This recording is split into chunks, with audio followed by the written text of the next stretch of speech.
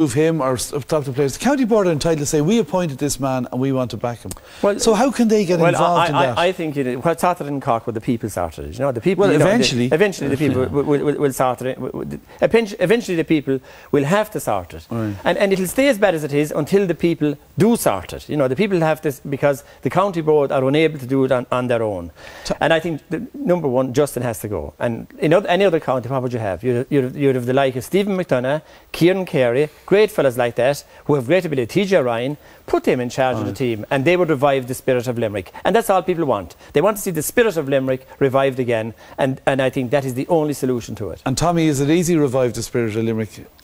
Well, look, I mean, it's about getting the best players on the pitch. When that happens, you know, that's the first thing. As the lad said, you just couldn't look at that for another season. In all fairness, and as Donal rightly pointed out, it's very difficult on those players. You could hear the despair in Brian O'Sullivan's voice after the match. I mean, it's very, very difficult. They're doing their level best, and they're after suffering some heavy defeats, and that'll take a while to get out of their system. All right then, thanks for that. Competition time now, and your last chance to win this super prize with RT Sport and Etihad Airways. As you know, they're sponsoring the All-Ireland Hurling Championship, and they're offering you and a friend or family member living in Australia the chance to win a trip to this year's Munster Senior Hurling Final and make it home for hurling. They'll fly your nominated friend home plus a guest from any of their destinations across Australia for that final. And we're asking you a question. You'll get tickets for the game, you'll get overnight accommodation for 4 people, €1,000 to spend. But this is the question you have to answer. Who beat Tip in the quarter-final of this year's Munster Hurling Championship? Was it Clare, Limerick or Cork? There's the phone numbers. We want 15 15 71 71 74 with your answer. You can text hurling followed by your answer and contact details to 57111. The answer to call from Northern Ireland is 0901 293 0550. Terms and conditions on RTE Airtel page 193, and we'll have the answer next Saturday, and the lines are open until midnight tonight. All right then, that's almost it. We're going to look at the GAA Camogie Championship now and the clash of 2 teams who got off to a winning start last weekend. It's the All-Ireland champions Cork against Kilkenny, and reporting is Pat McAuliffe. Kilkenny gained some revenge for last season's All-Ireland final defeat when they came from behind to defeat reigning champions Cork in a tremendous game at sunny Páirc Uí Rinn yesterday afternoon. It was a very busy afternoon for Cork defenders Rena Buckley and Mary O'Connor, who half an hour after the Camogie game lined out for the footballers against Kerry in the Munster Championship. The home side were determined in their push for 3 titles in a row and scored the first point of the game from a Rachel Maloney free after 6 minutes. But this is a young, improving Kilkenny side, and with wind advantage they were immediately levelled through midfielder Denise Gall. They soon were to add 6 points in a row as they found a range from play, with good scores supplied by outstanding captain Anne Dalton. Full forward Shelley Farrell shows good pace here before scoring for the visitors, and then Aoife Neary got on the score sheet with 2 points in 2 minutes. A Gemma O'Connor free reduced the arrears to 4 points at the interval. The Leesiders, who failed to score from play in the opening half, would rectify that statistic at the start of the second half with 2 goals in 2 minutes.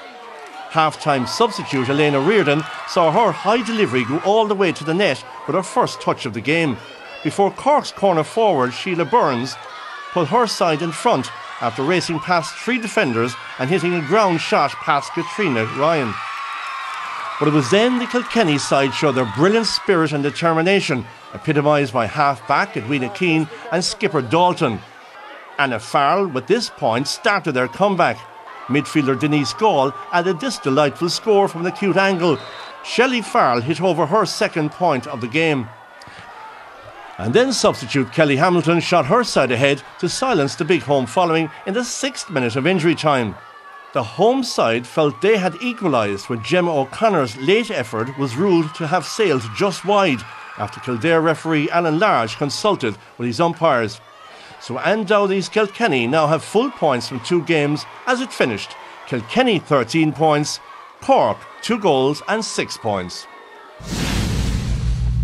It's kind of a repeat of last year's All-Ireland really, so I mean both teams knew going into it was going to be a tough game, but there's a long history between Cork and Kilkenny and they always give great encounters, and unfortunately today we were on the wrong side of it, but you know, we learned from it, we'll move on. Yeah, they came out and scored 2 quick goals. We probably got a bit of a shock from it, but we just dug deep and kept going, and thankfully picked off points as we were going along for the half an hour and came out on top in the end. I wonder will they meet again before the end of the year. In yesterday's 2 other games, Galway 1-19, Tipperary 2-7 and Wexford very easy winners over Dublin. Well, thanks to Ger and Donal for joining us tonight, and especially our special guest Tommy. Great to have you along tonight, Tommy. Thanks for joining us. Coming up next, the weekend football action, including Roscommon versus Leitrim and Connacht, Tyrone's clash with Down and Ulster, and Meath against Laois in their Leinster football replay.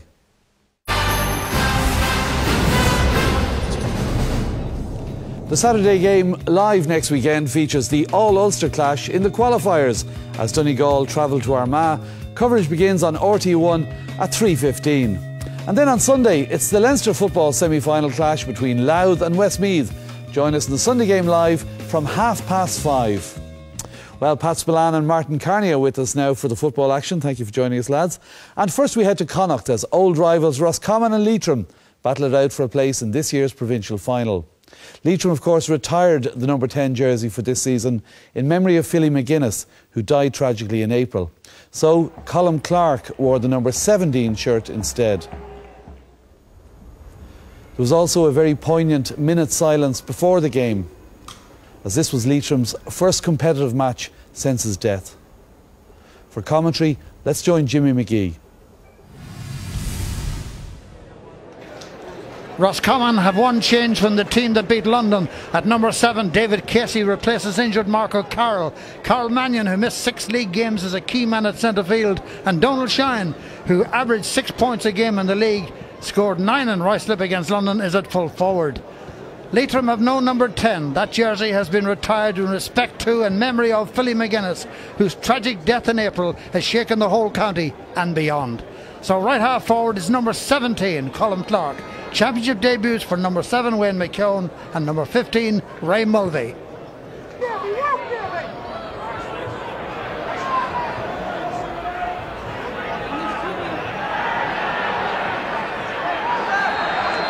Took a lot of time out of the ball. The right half back there, Sean Purcell, and a Leitrim free kick. Beautiful, beautiful day in Roscommon town. Got the height. Has he got the other element? He sure has. What a start for Michael Foley and for Leitrim. You know already the distance, and it was though he was inspired.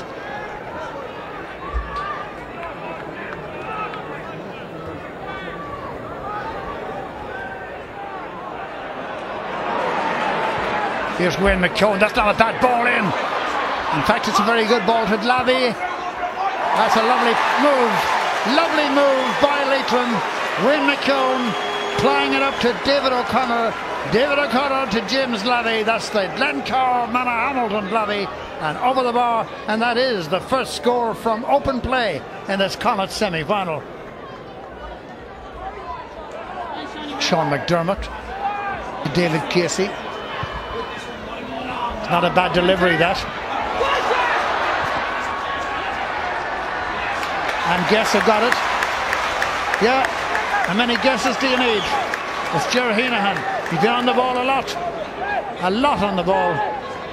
But he's worked so hard in that full forward line, he finally deserves a score.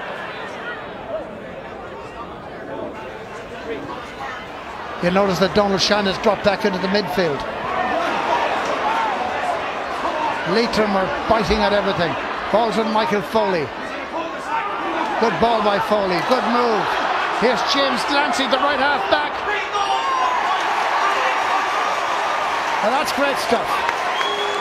He could have been brave and gone for something bigger than a point, but a point is very, very valuable. Another good move, good, sensible football by Leitrim. And good work in the build-up by David O'Connor and by Michael Foley. Up there went Byrne, couldn't quite hold on to it. It's Dineen, the centre half back for Roscommon. To Garvey, the centre half forward. Into Shine. Shine looking. And now here's the chance. Chance for John Rogers, and he misses it. That's his third wide in the last few minutes. Two coming from the right, and then that one on the left. The goalkeeper would have had it covered, I would have thought.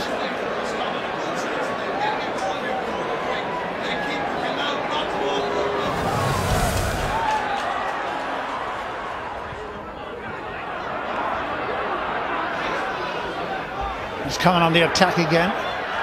This might be a chance for them with Craig. That's a good one.